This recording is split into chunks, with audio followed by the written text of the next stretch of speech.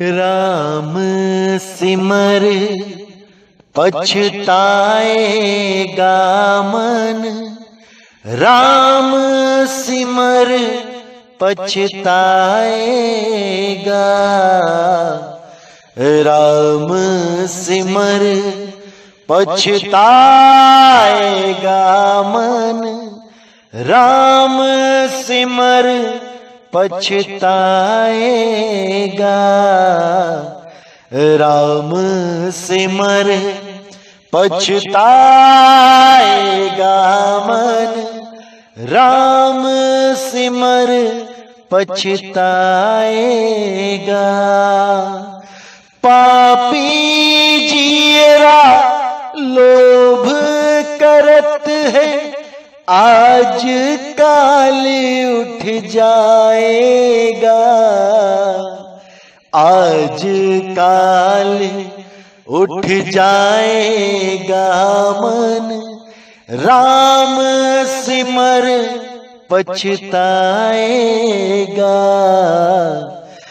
राम सिमर पछताएगा मन, राम सिमर पछताएगा।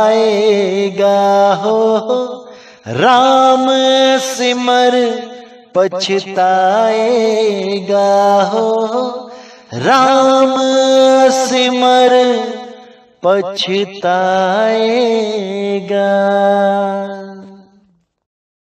नमस्कार मेरे प्यारे भाइयों, मेरे परम पिता परमात्मा के प्यारे जीव हंसों, मैं बंदी छोड़ से यही अरदास करता हूं कि आप सब मेरे भाइयों का विवेक पहले से ज्यादा और ज्यादा से ज्यादा बढ़ता ही जाए, और ऐसी कोई दुविधा ना रहे जो मेरे भाइयों के मन में 1% भी भ्रम पैदा कर पाए।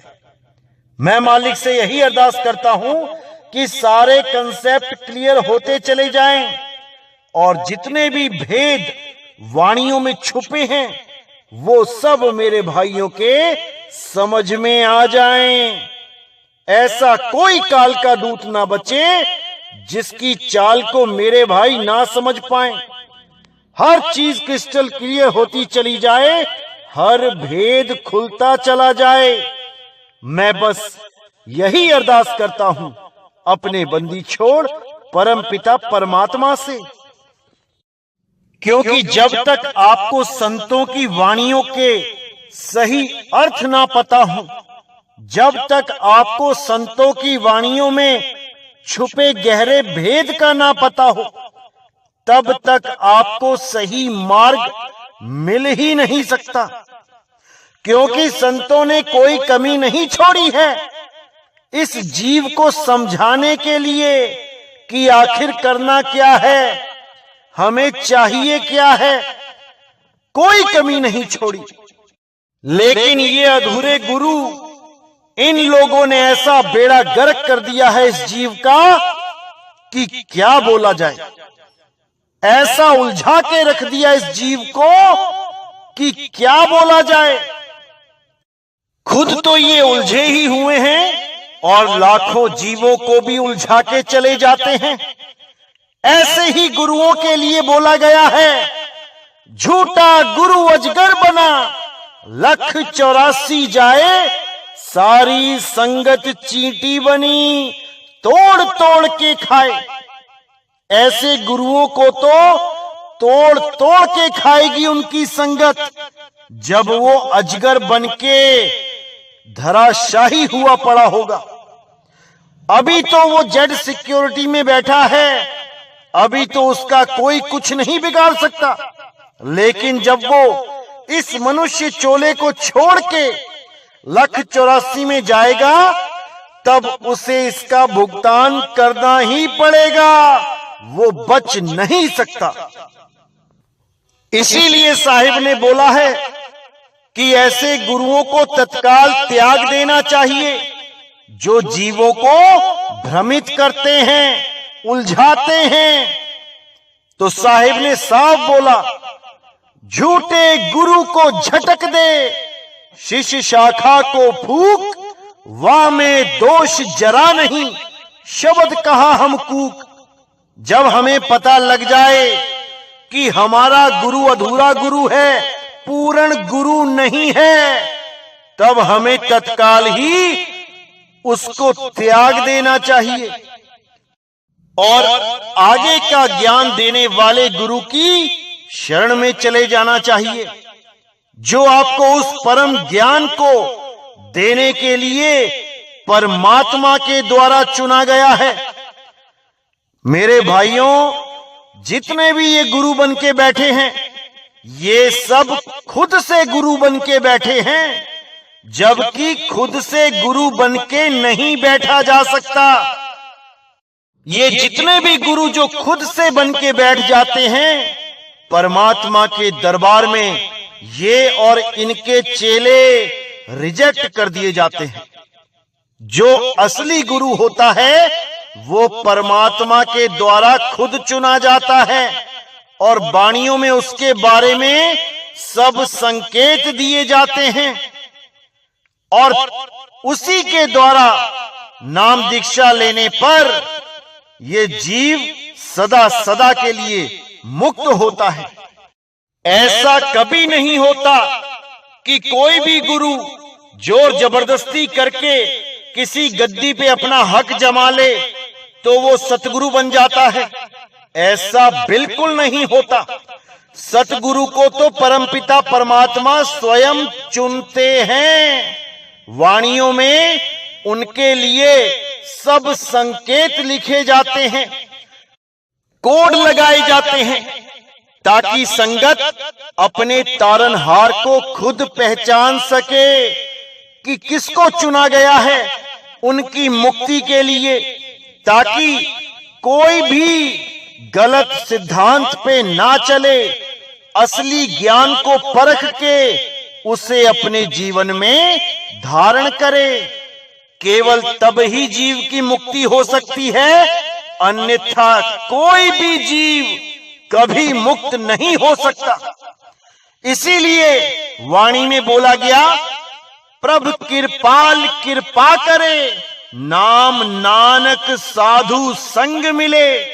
जब परमात्मा दया करते हैं तो उस जीव को उस साधु के साथ मिलवा देते हैं जिसे परमात्मा ने स्वयं अपने प्रचार के लिए चुना होता है। तभी जीव की मुक्ति होती है, अन्यथा ये जीव ऐसे ही जन्म जन्म तक भटकते रहते हैं, 1,84 में घूमते रहते हैं।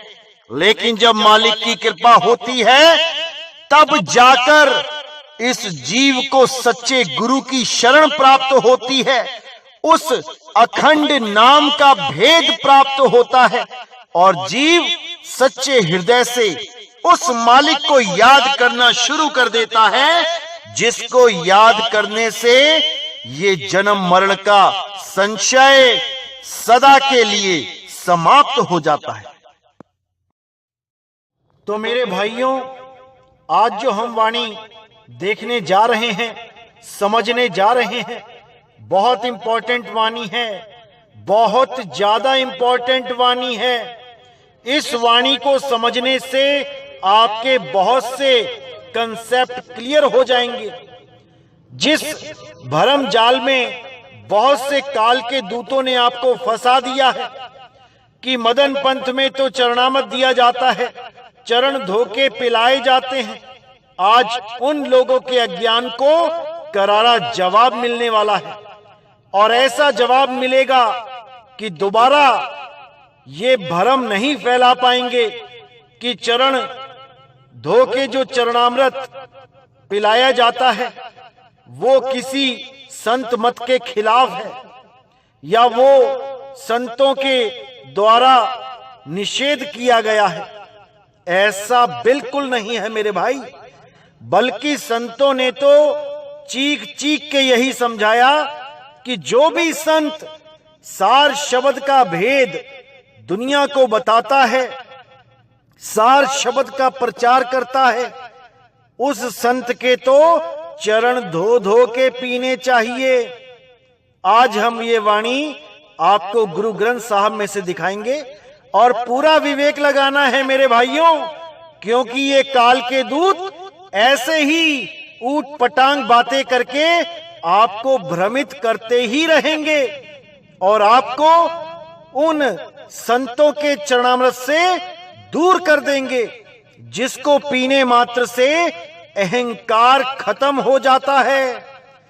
अगर जीव सच में परमपिता परमात्मा का हंस है तो ये गारंटी के साथ बताया जाता है कि चरणामृत लेने मात्र से उसका अंदर शुद्ध हो जाता है। और अगर वो कपटी है, छलिया है, तब तो स्वयं परमात्मा भी आके उसको चरणामृत दे दे, वो तब भी अपने छल बल को नहीं त्यागता। तो आज मेरे भाइयों वो वाणी दिखाई जाएगी जिससे प्रमाणित होता है कि चरणामृत लेना कितना जरूरी है अपना कल्याण करने के लिए। तो आइए देखते हैं क्या कहती है वाणी।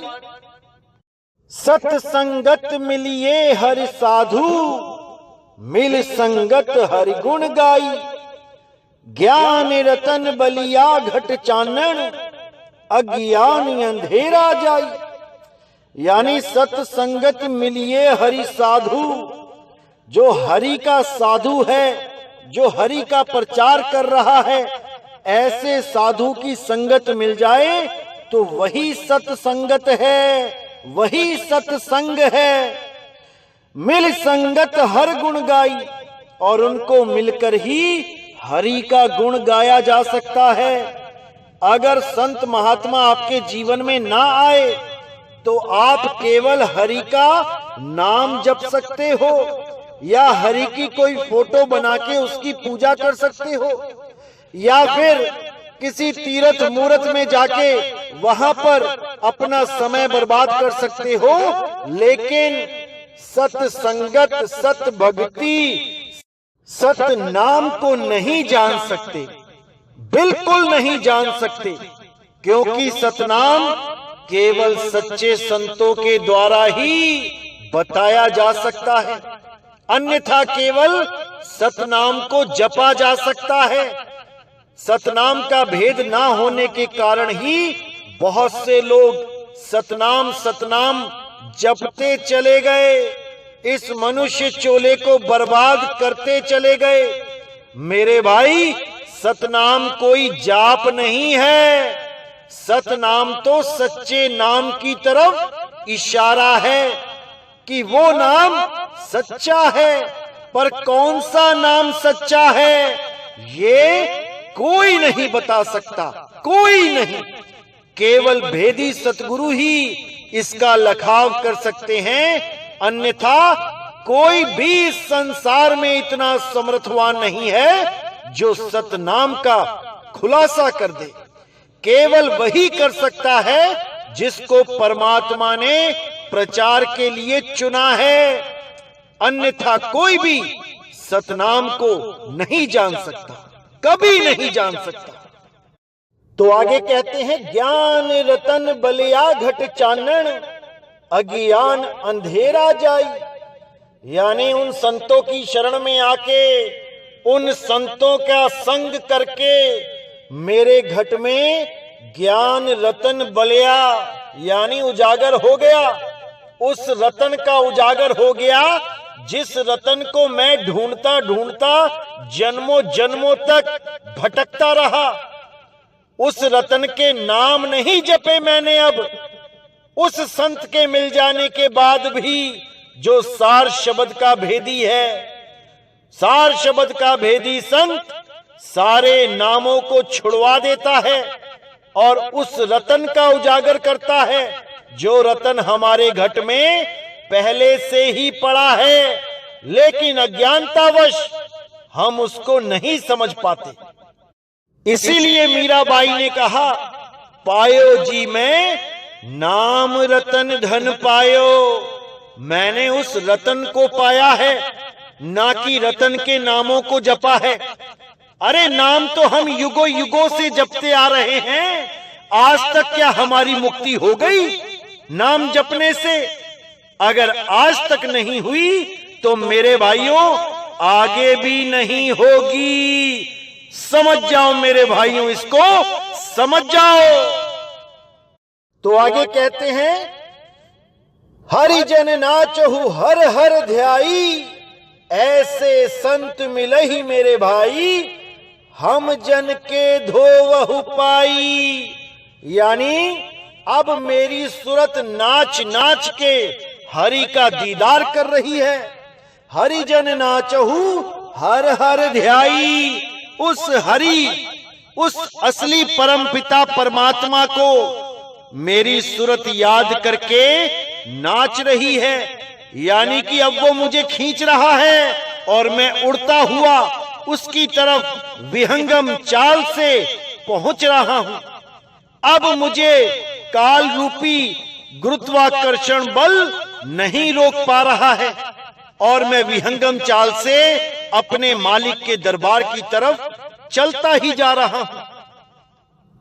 यहां पर नाचहु का मतलब कोई नाचना गाना नहीं है कि कोई कहे कि नाच नाच के ही हरि मिलेगा।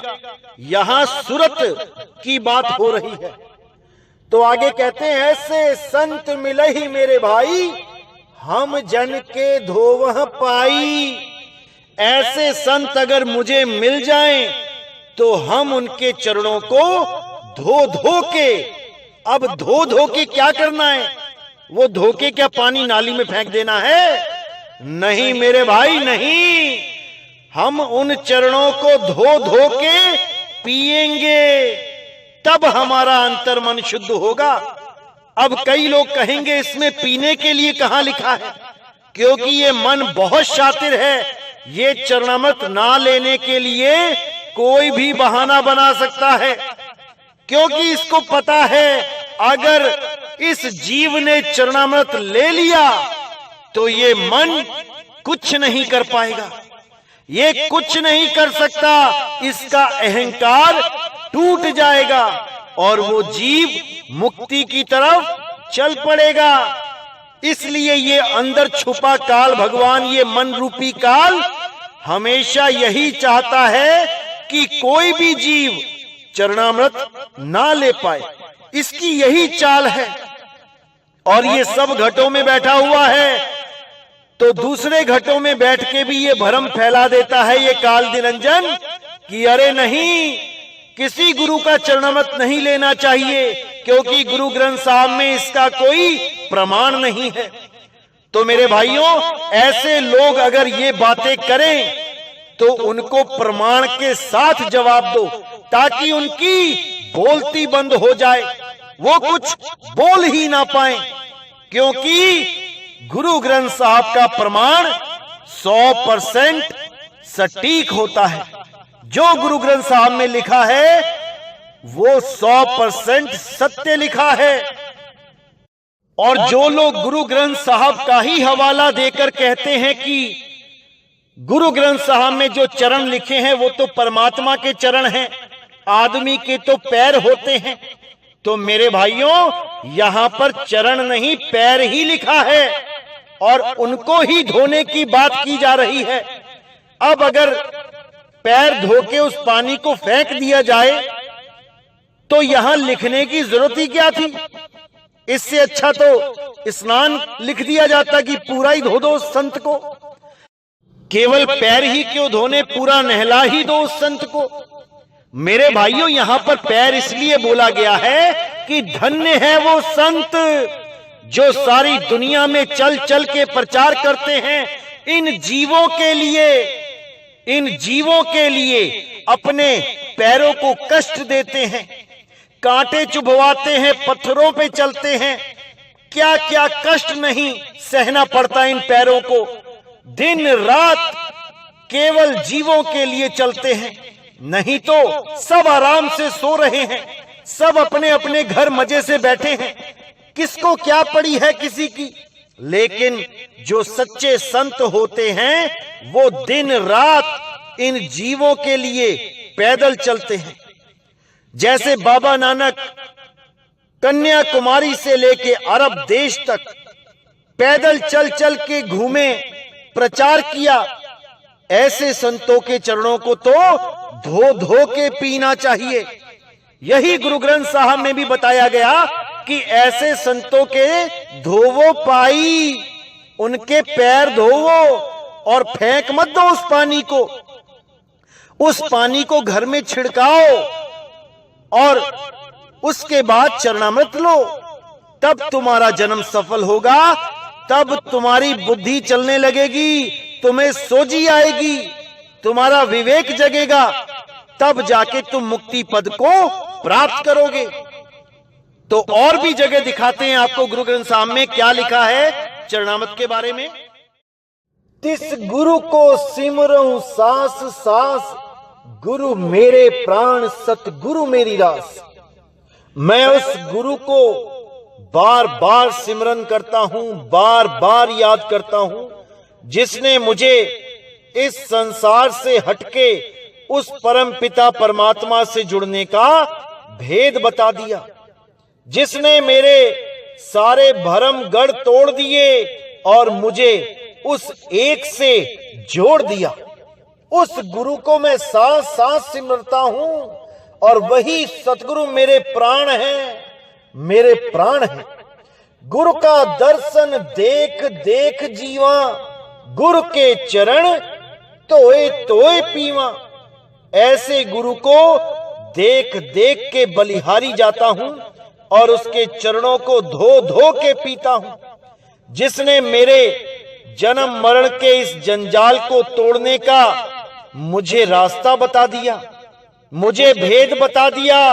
अब मैं काल के हाथ नहीं लगने वाला, अब मैं दोबारा मां के गर्भ में नहीं जाने वाला, अब मुझे कोई नहीं पकड़ सकता, कोई नहीं। इसीलिए कबीर साहब ने भी बोला, जैसे स्वान कांच मंदिर में भ्रमते भूख मरियो, कहे कबीर नलनी के सुगना, तोहे कौन पकड़ियो। अरे तुझे कौन पकड़ेगा, तुझे कोई नहीं पकड़ सकता। तू केवल शब्द भेदी गुरु से शब्द का भेद प्राप्त कर ले। तेरी देह को तो सब पकड़ लेंगे, लेकिन तुझे कोई नहीं पकड़ सकता। नलनी के सुगना तोहे कौन पकड़ी। तो आगे कहते हैं, गुर की रेण नित मजन करऊ, जन्म जन्म की हौ में मल हरऊ। यानी गुरु के चरणों की धूल में मैं रोज स्नान करूं, मेरा बस चले तो मैं रोज चरणामृत पीऊं और जन्म जन्म की हौ में मल हरऊ। जो जन्म जन्म का जो अहंकार लेके बैठा हूं, मैं डॉक्टर हूं, मैं इंजीनियर हूं, मैं प्रधानमंत्री हूं, मैं मुख्यमंत्री हूं, मैं एमएलए हूं, मैं प्रधान हूं, ये सब हौमे है।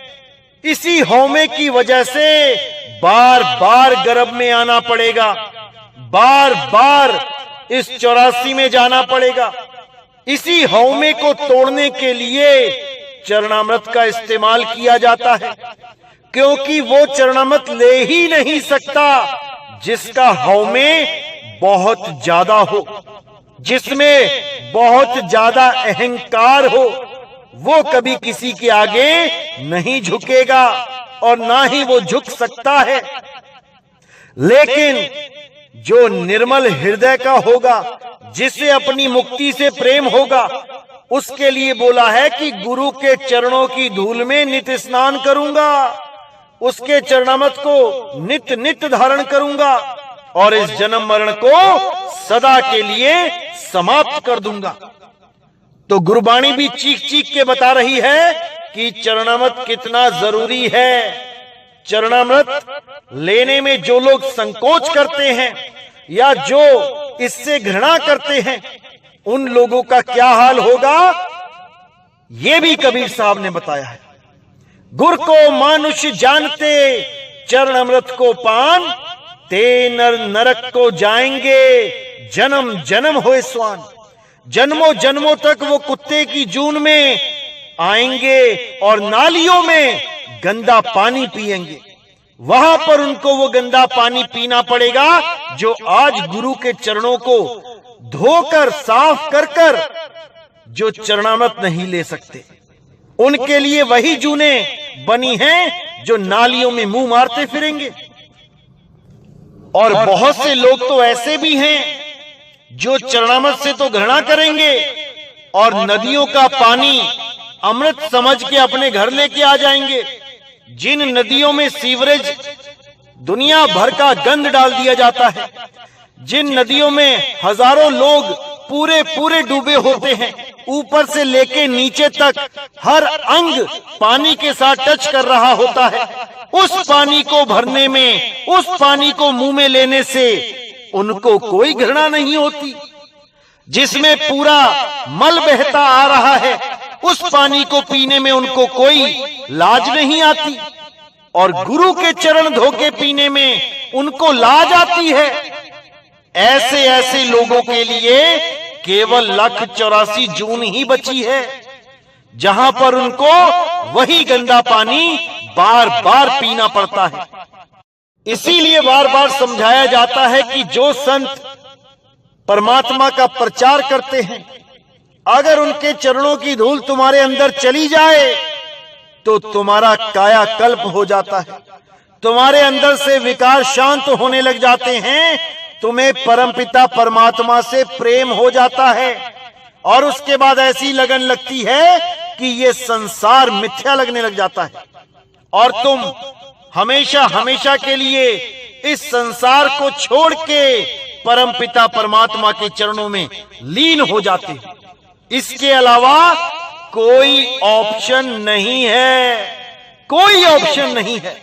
संतों के पास जाकर ही वो भेद प्राप्त होता है जिससे जीव की मुक्ति होती है। इन ग्रंथों को पढ़ने से, इन पोथियों को पढ़ने से ना तो आज तक कोई मुक्त हुआ है और ना ही हो सकता है। इसीलिए कबीर साहब ने कहा, पोथी पढ़ पढ़ जगमुआ, भयो न पंडित कोई, और एक ही आखर प्रेम का, पढ़े सो पंडित होई। वो एक अक्षर वही अविनाशी है, उसी को जानना है। उसी एक अक्षर अविनाशी से ही सारे जगत का कल्याण होगा, ना कि कबीर कबीर जपने से या कोई और नाम जपने से कभी किसी का कल्याण नहीं हो सकता।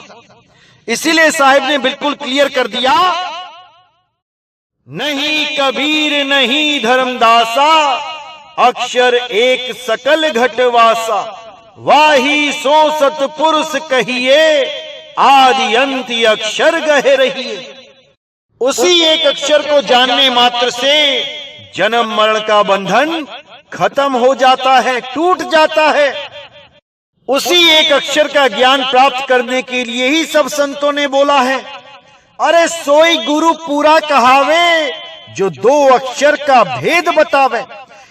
एक छुड़ावे एक लखावे, तब प्राणी निज घर को जावे।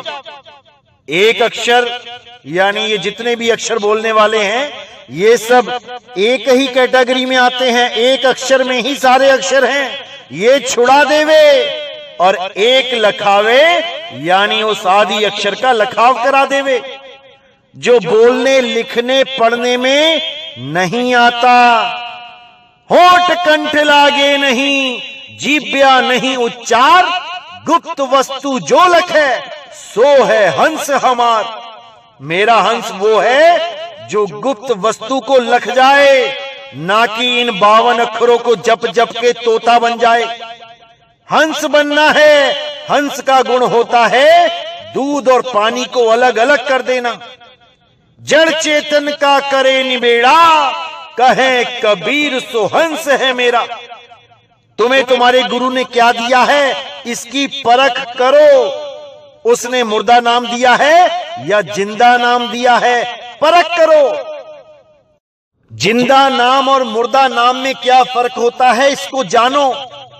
पूछो अपने गुरुओं से कि जिंदा नाम और मुर्दा नाम में क्या फर्क होता है। अगर वो भेदी गुरु है तो वो जरूर बता देगा, नहीं तो वो काल का ही दूत है जो तुम्हें मुर्दा नाम पकड़ा के इन मंत्रों जंत्रों को जपवा के तुम्हारा जन्म बर्बाद करने के लिए आया है। चेत जाओ मेरे भाइयों, चेत जाओ। पहचानो इन काल के दूतों को जो इस दुनिया में 52 अक्षर के नाम देने आते हैं और जीवों को सदा सदा के लिए 84 में डाल के चले जाते हैं। बड़ी मुश्किल से एक जन्म मिलता है। अगर ये जन्म तुमने बर्बाद कर दिया तो मेरे भाई कोई नहीं बचा सकता तुम्हें, कोई नहीं। तो इससे पहले कि तुम्हारा समय खत्म हो जाए, इस समय को संभाल लो। इससे पहले कि तुम्हारा जन्म खत्म हो जाए, इस भेद को जान लो और अपनी सूरत को उस शब्द गुरु से जोड़ लो, तभी तुम्हारा कल्याण होगा। नहीं तो ऐसे ही धक्के खाते आए हो, धक्के खाते चले जाओगे। मेरे भाइयों, अपना कल्याण करो। तो आज का सत्संग मैं यही समाप्त करता हूं। और जो लोग चरणामृत के लिए उल जलूल बोलते हैं, उन लोगों को ये वीडियो जरूर शेयर कर दें, क्योंकि बहुत से लोगों ने इतना भ्रमित कर दिया है समाज को, जो कहते हैं कि कर और हाथ अलग अलग होते हैं, पैर और चरण अलग अलग होते हैं। हाथ और पैर तो आदमी के होते हैं, कर और चरण परमात्मा के होते हैं। अरे नहीं भाई, कबीर साहब कहते हैं माला तो कर में फिरे, जीभ फिरे मुख माही, मनवा दस हूं दिसी फिरे, ये तो सिमरन नहीं। यहां पे कबीर साहब ने माला कर में बोला है। कर यानी हाथ। क्या परमात्मा के हाथ माला फेरते हैं या एक आम इंसान के हाथ माला फेरते हैं? कोई बुद्धि विवेक विचार नहीं, बस जो मन में आता जाता है वही ये लोग बोलते जाते हैं और सोचते हैं कि जो हमें पता लग गया वो किसी को पता नहीं लग सकता। ऐसी मूर्खतापूर्ण बातें करते हैं और जीवों को भरमाने में कोई कसर नहीं छोड़ते। लेकिन मेरे भाइयों, नितिन दास आपके लिए हर समय तैयार बैठा है आपकी मदद करने के लिए। बस आप अच्छी तरह इस ज्ञान को समझते जाएं और अपने विवेक को जगाते चले जाएं। मैं बस यही अरदास करता हूं अपने मालिक से कि आप लोगों की पूरी मदद करे मेरा मालिक, ताकि आप लोग इस जन्म मरण को काट के अपने निज घर को वापस चले जाएं। इससे ज्यादा खुशी की बात मेरे लिए और कोई नहीं होगी। जिस काम के लिए मैं दिन रात लगा हुआ हूं वो कार्य पूर्ण हो जाए, बस मैं यही चाहता हूं अपने परमपिता परमात्मा से, और मुझे किसी चीज की कोई इच्छा नहीं है।